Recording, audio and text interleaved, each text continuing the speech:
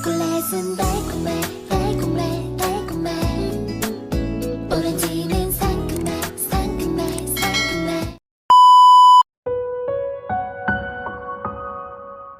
Hindi na ako nakatulog after ng encounter na iyon. He's just next door. How can I calm down and go back to sleep? Ginulo na naman niya ang utak ko at pati ang buong sistema ko. Mabilis pa rin ang tibok ng puso ko. Kinakabahan ako. Ang nasa isip ko lang ngayon ay kapag nakita niya ako at nalaman niyang nagkaanak kami, baka kunin niya ang kambal sa akin.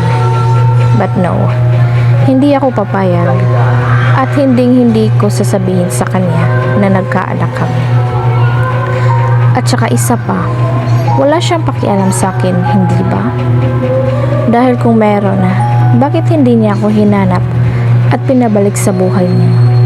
Malinaw na malinaw pa rin ang sinabi ng kanyang ama noon that Zyron is not capable of loving someone.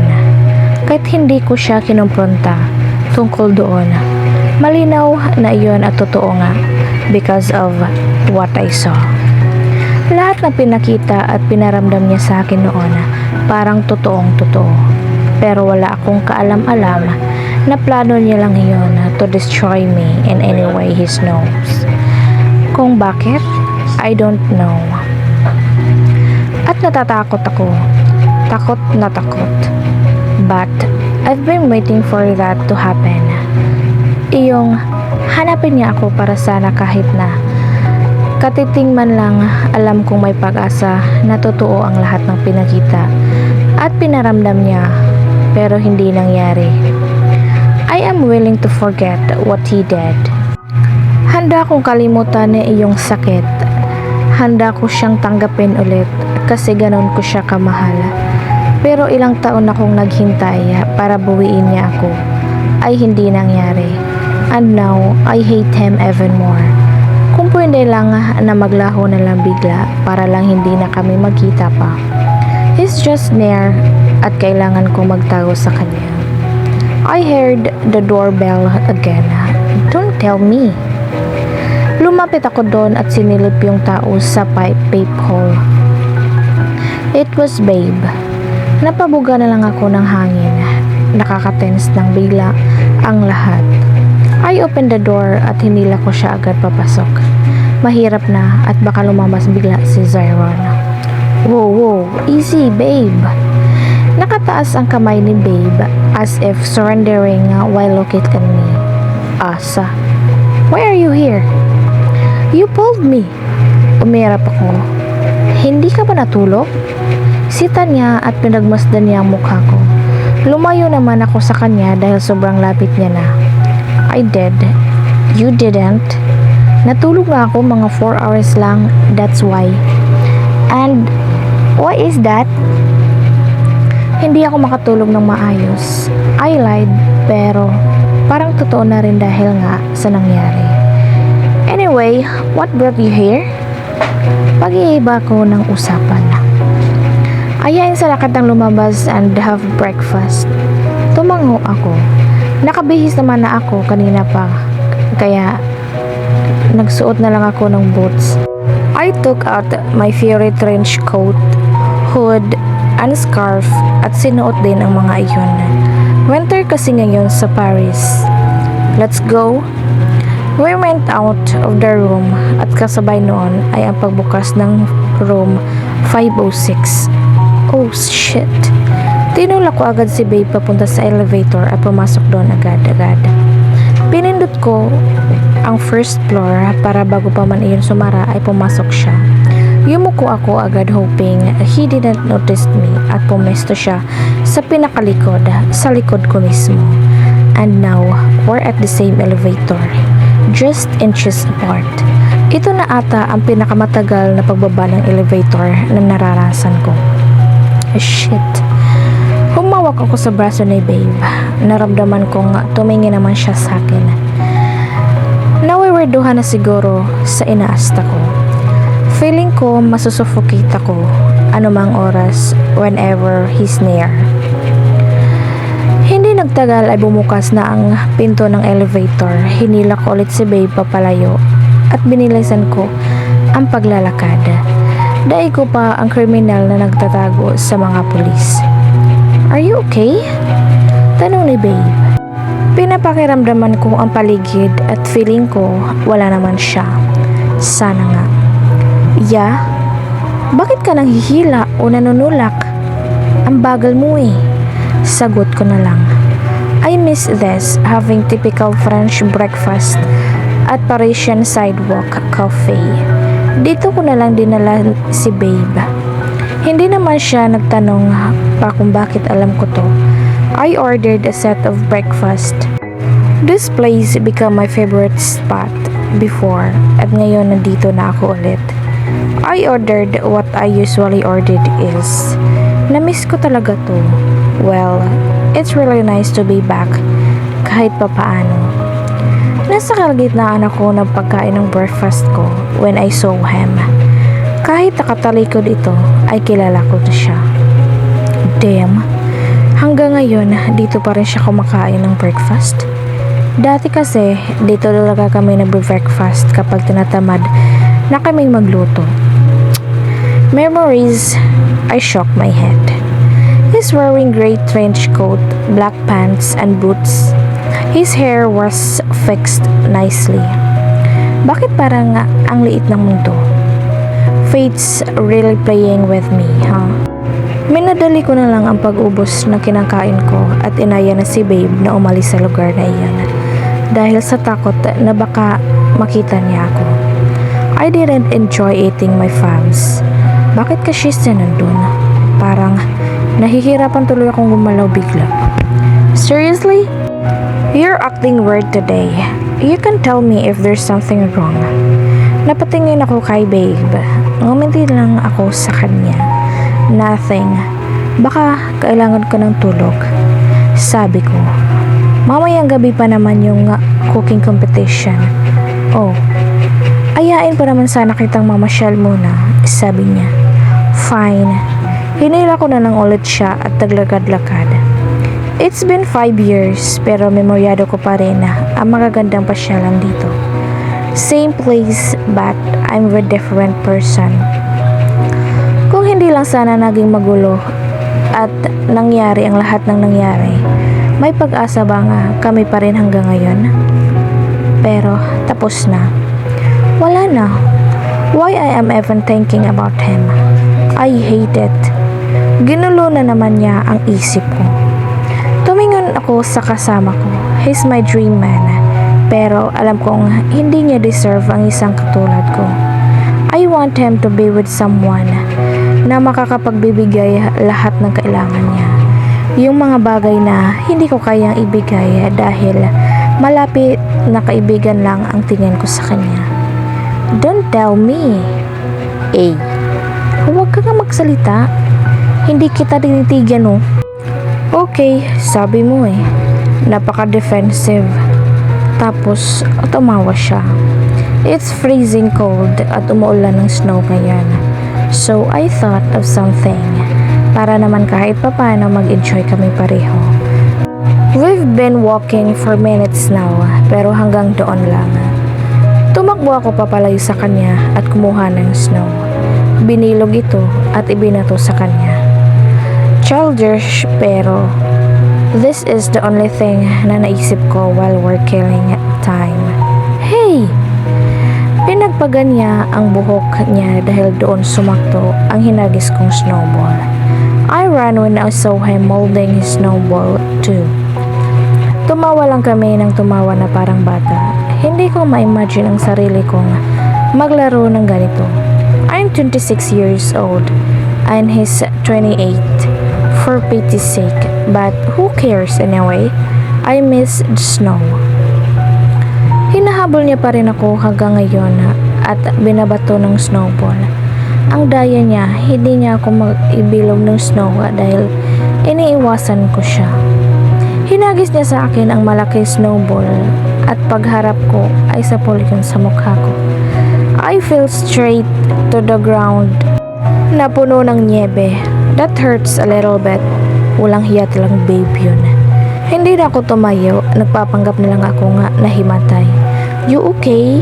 I didn't answer. He shook my shoulder and tapped my cheeks lightly. Oh shit. At gumana ang plano ko. He's worried sick. Hindi ko napigilan tumawa. Oh my God.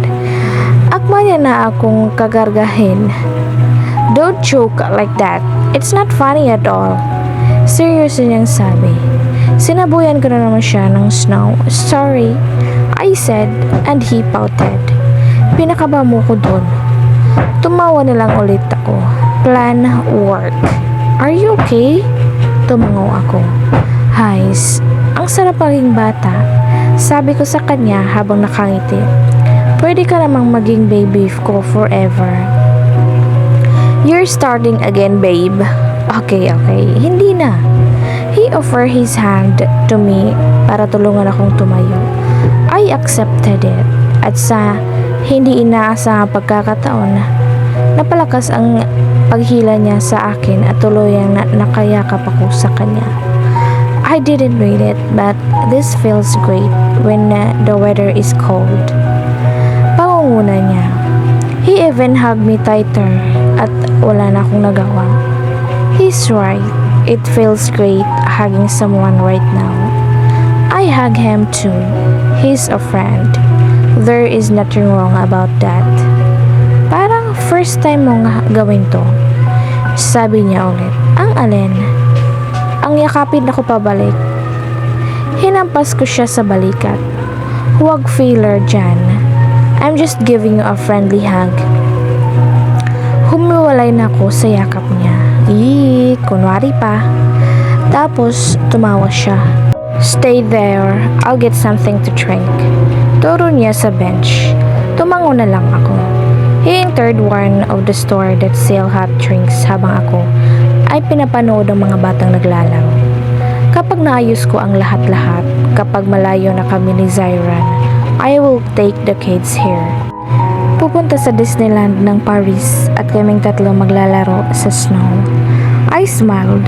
I can't wait for that to happen. For sure, they'll be happy at iyon lang ang gusto ko makita masaya ang mga anak ko. You left me years ago and you're still running away from me. Nabato ako sa kinauupan ko. Hindi ako makagalaw at biglang bubilis ang tibok ng puso ko. Sobrang kaba ang nararamdaman ko ngayon. Kahit hindi ko siya lingunin ay alam kong siya ang may-ari ng boses. Why? How? Bakit siya nandito sa tabi ko? Paano niya ako nakilala? I am sure na ginawa ko ang lahat para lang matago ang mukha ko. Pero bakit nakilala niya pa rin ako? Para akong binuhusan ng malamig na tubig. Yung taong iniiwasan ko, he's beside me at kinakausap ako. Damn it. I slowly turned my head just to meet his gray eyes, where I was once lost. But the way he looked at me now, it's definitely changed. It's cold, dark, and I could see anger and sadness. Why? I miss those eyes though. Parang nakatingin lang ako sa mga anak ko ngayon. Oh God. How I miss this so much. Pinigilan ko ang sarili kong yakapin siya dahil sa mga anak ko. What? He asked. Umiling-iling ako. I swallowed the lump in my throat. Zyron. Damn, I couldn't even explain what I'm feeling right now. Hindi ba dapat pinagsusuntok ko na ang lalaking ito? Dahil sa panulokong ginawa niya sa akin noon? I should slap him or kick him on his groin nang makabawi man lang, pero hindi ko magawa. I just can't freaking move. Bakit mas nangingibaw-baw ata itong nararamdaman kong pangungulila sa kanya? Now that's we're in the same place. Kung nasaan minsan ay bumuo kami ng masasayang alaala. Or it is just because nakikita ko lang talaga ang mga anak ko sa kanya. Right? Baka ganun nga. Ang mga anak ko lang ang namimiss ko at hindi siya. They look like him that much. They are the girl version of their father. Guess you're happy with your life now. Replacing me with another man in our place, huh? Cold iyon, paring sabi. Hindi na siya nakatingin sa kanya. Diretso ang tingin niya sa katapat na cafe. Alam kong paborito natin tong lugar na ito dito sa Paris, but that was all before Z. Lumunok ulit ako. Why am I even acting dumb in front of him? Hindi ba dapat ay umaakto ako na para bang masayang-masaya na ako sa buhay ko ngayon simula nang iwan ko siya? Dapat pinapakita ko na I am contented with my life now, that I am very happy and everything's fine. Ipakita sa kanya na I can be happy without him. Humiti ako ng pilit. I am very happy. Pinilit ko ring bigyan ng saya ang boses ko kahit ang gusto kong umiyak dahil hindi ko alam. Saan ba nanggagaling ang mga emosyong di kanais-nais? I see. Nang tumungo ako ay nakita kong ikinuyom niya ang kamao. He looked at my eyes again at kinilabutan ako. Malamig ang tingin na pinukol niya sa akin ngayon. His jaw tightened. He's mad. Kapag umiigting ang mga panga niya, I knew that he's mad. Galit ako. Galit na galit sa'yo. So that explains why he's looking at me like I just killed someone. Hindi ako makapaniwalang sinabi niya yun sa akin. Hindi ba dapat ako ang galit sa kanya? Bakit siya ang galit sa akin? What did I wrong? Anong kalokohan to? I laughed a little. Isang sarcastic na tawa. Are you kidding me? Hindi ba dapat ako ang nagsasabi niyan sa'yo? I wanna act normal in front of him, pero nararamdaman ko ang galit na unti-unting namumuo. You left me, Kiana. And do you think I won't get anger of because of what you did? Kung alam ko lang na pera lang ang that's it. I slapped him hard. Gusto kong umiyak, but I won't give that satisfaction to him. Alam ko iba siya sa lahat ng taong nagsasabi sa akin yan, pero all these months until now, ang tingin niya pala sa akin ay pera lang ang habol ko. Fuck you, Zyron. Wala kang karapatan na sabihin sa akin yan, Zyron. At higit sa lahat, hindi pera ang habol ko sa inyo. Damn, wala akong pakialam sa kayamanan niyo. Kaya huwag na huwag mong sasabihin sa akin na pera lang ang kailangan ko, na iyon lang ang habol ko. Argo, my eyes stared to glistened. Mabuti na lang at tama ang desisyon kong iwan ka. You deserve to be left. At kulang pa yan sa lahat ng sakit na ginawa mo sa akin. Pinagsisihan kong minahal kita. Pinagsisihan kong naging party ka ng Stop. Galit na sigaw niya ng pabulong. I am on the verge of crying. Pakiramdam ko bumalik lahat ng sakit. But this time, nangibabaw ang galit. I hate him. I really do. How dare him? Hindi lang sana kita nakilala. I wish I was brought by someone else. Yung taong hindi katulad mo, Zyron. Humigpit din ang pagkakuyom ng kamao ko. I said stop, but I didn't bother to stop. Don't you ever came near me again. Huwag na huwag mo akong pakikialaman. Iniiwasan kita dahil ayaw kong makita ka. Iniiwasan kita dahil galit na galit ako sa iyo. Iniiwasan kita dahil kinasusuklaman kita. And now that you get this answer to your whys, I hope I'm not going to see your face ever again. I really hate you a lot. Tumayo ako sa kinauupaan namin at kagad na labing naglakad para pigilan ang pagtulo ng luha ko. habang papalapit sa kakalabas pa lang na si Babe. I hope I made it clear for him to understand na ayaw ko na siyang makita ulit. I hope that Babe didn't see us talking. Sorry natagalan, hindi ko alam na sobrang daming bumibili sa cafe na yon. He said, sabay abot sa akin ng paper cup. Ngumiti ako ng pilit. It's really hard to smile while stopping the tears that want to came out anytime. It's okay. And yes, marami talagang bumili-bili dyan. I said, how did you know? I just know. Nagkibit balikat ako. What's with your face anyway? Damn, he noticed. Wala. Sobrang nilalamig lang and I wanna rest, sagot ko. Totoong gusto kong magpahinga na lang. Nagsimula na kaming maglakad and through my peripheral vision, nakita ko siyang nakatingin sa amin. I can even feel that stare. Nanunuot iyon sa mga buto ko. Kumapit ako sa braso niya for support. Feeling ko, nauubos ako ng energy but just by talking to that man. Nanginginig ang buo kong katawan at anytime pwede ako mag-collapse na lang. I am hurting. Bumalik lahat ng sakit na pilit kong kinalimutan na. Naramdaman ata ni Babe ang panginginig ko kaya inilalayan niya akong inakbayan niya ako at mas lalong inilapit sa kanya. Next time, magsuot ka ng mas makapal na coat. Tumango na lang ako. Kahit hindi naman talaga iyon ang dahilan. It was not because of the weather. It was because of the man whom I tried to forget and suddenly showed up, saying unbelievable things. I hate him.